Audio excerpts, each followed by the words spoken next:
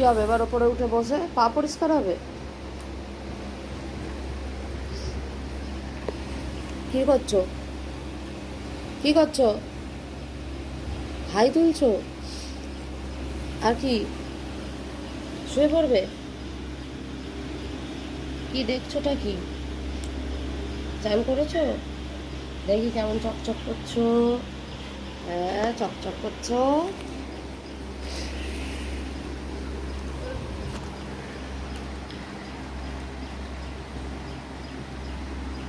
কি এবার কি হবে?